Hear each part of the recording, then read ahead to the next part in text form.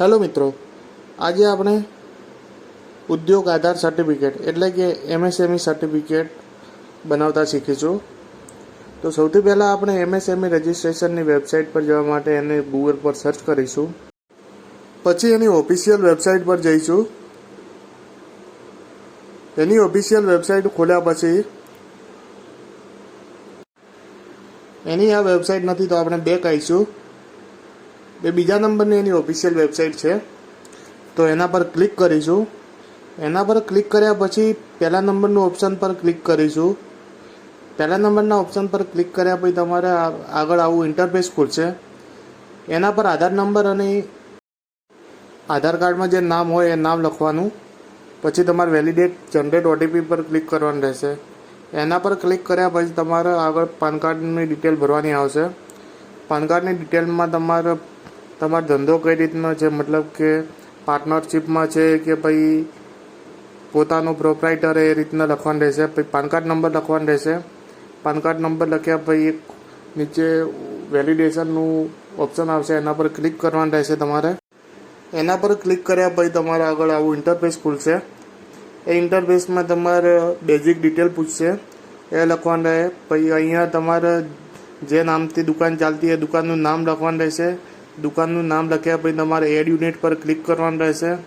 જો add unit પર click કરશો તો નીચે તમારે 12 નંબરમાં એ એડ થઈ જાય. પછી તમારે સરનામું લખવાનું રહેશે. સેમ ટુ સેમ સરનામું નીચે લખવાનું રહેશે. પછી અહીંયા તમારે એડ્રેસ લખવાનું રહે, જે મેપ પ્રમાણે તમારે ડાયરેક્ટ કરવું પડશે.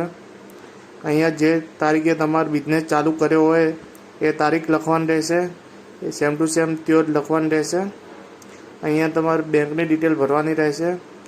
અહીંયા પછી તમારે જે ધંધો હોય, મતલબ કે સર્વિસ હોય તો સર્વિસને, મેન્યુફેક્ચરિંગ હોય તો એ લખવાનું રહેશે.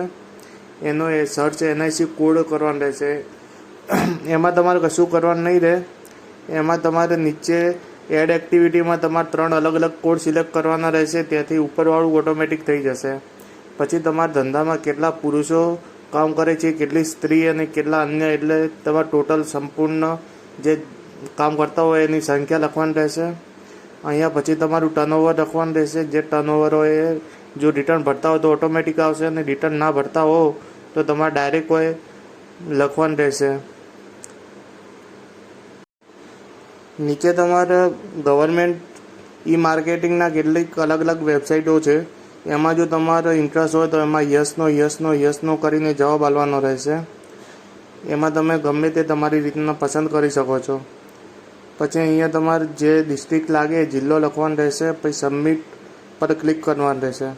સબમિટ પર ક્લિક કર્યા પછી તમારે એક ઓટીપી જનરેટ થાય. ઓટીપી જનરેટ થયા પછી એ ઓટીપી લખીને તમારે સબમિટ પર ક્લિક કરવાનું રહેશે.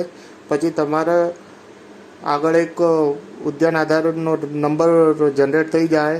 એ નંબર પરથી તમે એને ડાઉનલોડ કરી શકો છો.